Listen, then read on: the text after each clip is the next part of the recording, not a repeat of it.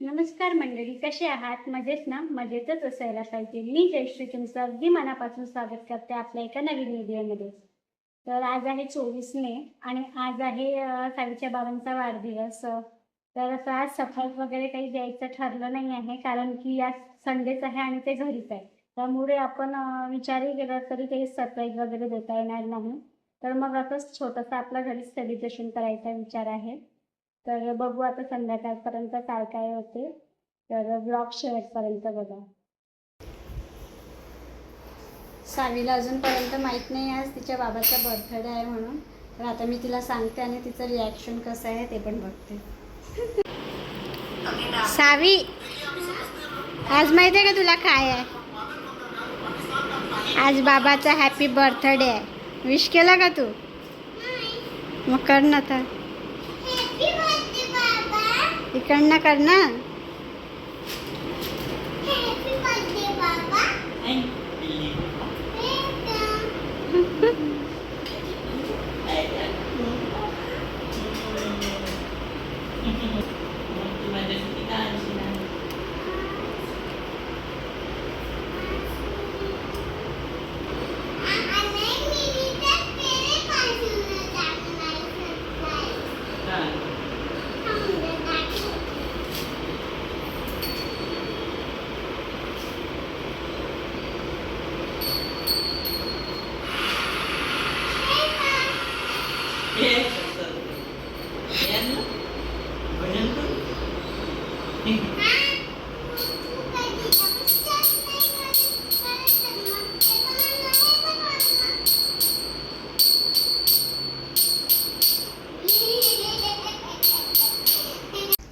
आज तिने तिच्या बाबाला मस्त विश केला आणि लास्ट वीकमध्ये माझा पण वाढदिवस होता. तेव्हा तर तिने मला विश केलं, कोणी इतकं तीच रडायला लागायची की माझा बर्थडे आहे, माझा बर्थडे आहे. तिला म्हटलंही आम्ही की तुझा आता नाही आहे का, झाला तुझ्या मागे. तर नाही, आता माझा वाढदिवस आहे, मग माझा कधी येणार, आज माझाच वाढदिवस आहे, असंच तिचं सुरू होतं. विश केलं की ती रडलीच पाहिजे. त्या दिवशी ती इतकी रडली, ती माझा वाढदिवस आहे, माझा वाढदिवस आहे, माझा वाढदिवस आहे करत. दुपारी मी घरीच यांच्यासाठी केक बनवायला घेतला, कारण की म्हटलं काय बाहेरून मागवायचं. म्हणजे लास्ट वीकमध्येच माझा वाढदिवस होता, तेव्हाच आम्ही बाहेरून केक मागवला होता. आणि म्हटलं मग यावेळेस मग काही बाहेरून नाही मागवत, घरीच छान आपण बनवूया. म्हणून मग असंच घरी केक बनवायला घेतला मी. तर आता वाजले आहे संध्याकाळचे 6 आणि आता मी स्वयंपाकाला सुरुवात करते. तर आज मी बनवत आहे व्हेज बिर्याणी. नेहमी पनीर काय खायचं म्हटलं, आपण काहीही असलं तर पनीरच करतो. त्यामुळे मग आज विचार केला की मस्त व्हेज बिर्याणी करायची. थोडा वेळ लागतो त्याला, म्हणून मग म्हटलं लवकरच सुरुवात करायची. आणि इकडे बघा, मॅडम आता झोपून उठल्या आहे आणि चेहरा वगैरे अजून धुवायचा होता. चल जा चेहरा धु. आणि धुतला ना, चेहरा कुठे धुतला आहे? आणि धुतला आहे ना. तर मी थोडीशी आता बेसिक तयारी करून ठेवली आहे. तर काय काय केलं आहे मी तुम्हाला दाखवते. चला, आली आहे मी इथे किचनमध्ये. तर इथे मी बासमती राईस अर्ध्या पाऊण तासाआधीच भिजू टाकले होते. कांदे कापून ठेवले आहे, लसूण छिलून ठेवले आणि गोबी कापून ठेवले. म्हणजे थोडं बहुत जेवढं कटिंग चॉपिंगचं काम होतं ते केलं, म्हणजे पटपट करायला बरं पडते. त्यानंतर मी बिर्याणी करायला घेतली. सर्वात आधी म्हटलं भात शिजवून घ्यावा. त्यासाठी एका गंजात मी भरपूर असं पाणी घेतलं आहे आणि ते उकळायला ठेवलं. आणि त्यात थोडे खडे मसाले टाकले, जसं जिरे, 2 तेजपान, 2 मोठी विलायची, 2 स्टार फूल, 3-4 हिरवी विलायची, 8-10 मिरे आणि पुदिना. हे सगळे खडे मसाले टाकून पाण्याला आपल्याला छान उकळी येऊ द्यायची आहे. इकडे पाण्याला छान उकळी आली आहे. आता त्यात भिजवलेला बासमती राईस टाकते आणि छान याला मिक्स करते. पाण्यातून जे जे मोठे खडे मसाले आहेत ते काढून घेते, जेणेकरून खाताना जास्त तोंडात येणार नाही. आणि मी मीठ टाकायला विसरली होती, तर तांदूळ टाकल्यानंतर मीठ टाकत आहे. आपल्याला हे तांदूळ 80% शिजवायचे आहे. मधात भाताला हलवून घेत आहे. 6 ते 7 मिनटात आपला तांदूळ हा 80% शिजला आहे. आता त्याला चाळणीत काढून ठेवते. चाळणीत काढून ठेवल्यामुळे आपला तांदूळ चांगला थंड होतो आणि तोपर्यंत मग आपण तेव्हा बाकीची तयारी करू शकतो. तांदूळ थंड होते तोपर्यंत म्हटलं इकडे कांदा भाजून घ्यावा. त्यासाठी मी एका कढईत तेल घेतलं आहे आणि त्यात आपला उभा चिरलेला कांदा टाकत आहे आणि आपल्याला हा कांदा थोडा लालसर होतपर्यंत छान तळून घ्यायचा आहे. त्यासाठी गॅस मी इथे मोठाच ठेवला आहे. आधीच मी हे कांदा वगैरे कापून ठेवला, त्यामुळे काय होते आपल्याला पटापट सगळं करायला बरं पडते. नाहीतर मग काय एक करा आणि मग हे कापकूप करा, त्याच्यात वेळ जातो. त्यामुळे आधीच छान कटिंग चॉपिंगचे काम करून ठेवलं की पटापट आपल्याला एक एक प्रोसेस आपली करता येते. इकडे हा कांदा शिजतो तोपर्यंत म्हटलं भाजीसाठी आपण थोडी प्रिपरेशन करून ठेवायची. त्यासाठी मग मी इथे भाजीसाठी कांदा टमाटर कापून ठेवत आहे. इकडे बघू शकता आपला कांदा पण फ्राय झालेला आहे. आता मी याला एका प्लेटमध्ये काढून ठेवते. आपल्याला एकदम खूप लालसर पण नाही होऊ द्यायचं आहे, कारण की बाहेर काढल्यानंतर पण त्याची ते कुकिंग प्रोसेस चालूच असते. आपण आधीच खूप जास्त तळला तर मग तो बाहेर काढल्यावर असं जळल्यासारखं होतो. कांदा तळून झाला आहे. आता त्याच तेलात मी भाजी पण बनवून घेते. तर सर्वात आधी तेलात मी खडे मसाले टाकत आहे. त्यात स्टारफूल, मोठी विलायची, कलमी आणि मिरे टाकले आहे आणि आता याला थोडं परतून घेते. आता यामध्ये बारीक चिरलेला कांदा टाकत आहे. कांद्याला पण छान थोडं परतून घेत आहे. कांदा परतून झाला आहे. आता त्यात अद्रक, लसूण, कोथिंबीर आणि पुदिन्याची पेस्ट टाकत आहे.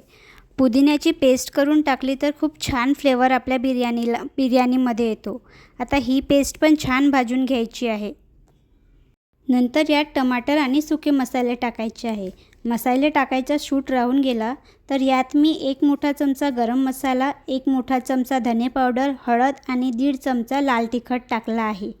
भाजीच्या चवीपुरतं मीठ आणि पाणी टाकून छान शिजवून घेतलं आहे.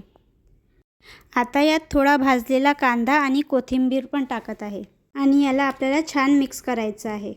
आपला मसाला हा छान शिजला आहे. आता यात भाज्या टाकायच्या आहे, ज्यात मी फुलगोबी, आलू आणि पनीर घेतले आहे. पनीर मी शेवटी टाकणार आहे. आता त्यात फक्त आलू आणि गोबी टाकून याला छान शिजवून घेत आहे. मधात 1-2दा मी छान ही भाजी परतून घेतली आहे आणि इकडे आता बघू शकता आपली भाजी पण छान शिजलेली आहे. आता आपण पुढची प्रोसेस करायला घेऊ. चला, आपली भाजी पण तयार आहे आणि आपला भात पण तयार आहे. तर आता छान याला आपण लेअरिंग करू. तर सर्वात आधी एका गंजात मी तूप टाकलं आहे. त्याला सगळीकडे पसरून घेतलं आहे. सर्वात आधी इथे पहिले मी तांदूळ टाकत आहे, म्हणजे आपल्याला शिजलेला भात टाकत आहे आणि त्याची एक अशी पतलीशी लेअर करत आहे. त्यानंतर त्यावर पुन्हा थोडंसं तूप, आपला भाजलेला कांदा, बारीक चिरलेला पुदिना आणि बारीक चिरलेली कोथिंबीर टाकत आहे आणि त्यावर मग आपला एक थर टाकू आपल्या भाजीचा. भाजी पण आपल्याला सगळीकडे म्हणजे एक छान त्याची एक लेअर तयार करून घ्यायची आहे आणि भाजी टाकल्यावर पुन्हा त्यावर एक थर भाताचा, मग पुन्हा तीच प्रोसेस भात आणि मग त्याच्यावर थोडंसं कांदा, कोथिंबीर आणि पुदिना आणि पुन्हा त्यावर भाजीचा थर. भाजी टाकून झाल्यावर मी पूर्ण उरलेला जितका पण भात आहे तो टाकून घेत आहे आणि त्यावर पुन्हा तूप, आपल्या भाजलेला कांदा, कोथिंबीर आणि पुदिना टाकत आहे. आता या भाताला मी छान दम द्यायला ठेवते. त्यासाठी मी एक तवा घेतला आहे आणि तो गॅसवर ठेवून त्याच्यावर हा भाताचा गंज ठेवला आहे आणि याला आता मी 15 मिनटं छान कमी गॅसवर शिजू देणार आहे. आता माझी सगळी बिर्याणी वगैरे बनवून झाली आहे आणि आता थोडंसं आम्ही तयार पण झालो, सिंपलच तयार झालो आहोत. आणि इकडे बघ साधे पण. तर मी तुम्हाला दाखवते बिर्याणी कशी झाली आहे ती. इकडे बघू शकता बिर्याणी पण तयार आहे. मस्त का मस्त सुगंध येऊन राहिला आहे, खूप मस्त. आता टेस्ट करून बघावं लागेल कशी झाली. हा केक आहे, मी घरीच बनवला आहे. चॉकलेटनेच थोडंसं डेकोरेट पण केलं आहे.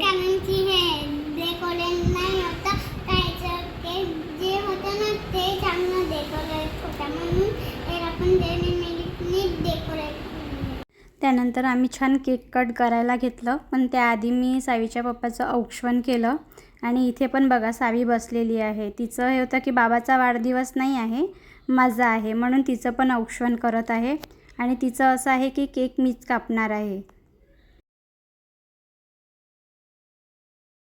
त्यानंतर मोमबत्ती वगैरे विझवली आणि ती तिच्या बाबाला सांगत होती की बाबा आता तू विश माग, तर मग तिने विश वगैरे मागितली आणि तिला केक कापायची पण इतकी घाई होती, कारण की केक केल्यानंतर ती केकवर जे चॉकलेट ठेवली होती तिला ते संपवायची होती, म्हणून ती केक कापण्यासाठी इतकी घाई करत होती.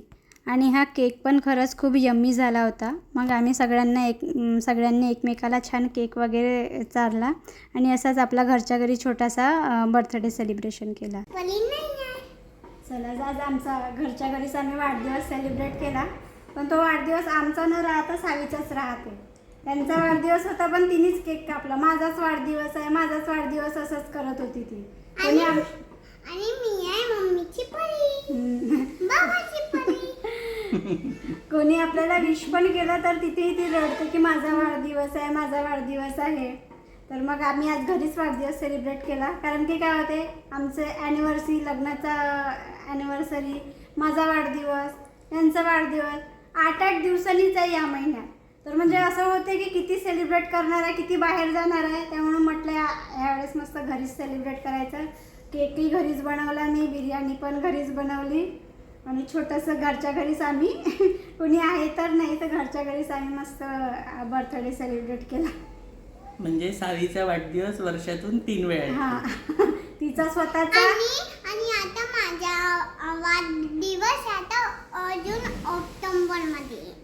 तेव्हा तर राहतोच, पण आता आमचे वाढदिवस झाले म्हणजे जेव्हाही केक कापायचा आहे तेव्हा तिचा वाढदिवस आहे. सावीचा वाढदिवस जबरदस्तीवाला वाढदिवस तिचा. छान झाला, घरच्या घरी सिंपल छोटासा आम्ही सेलिब्रेट केला.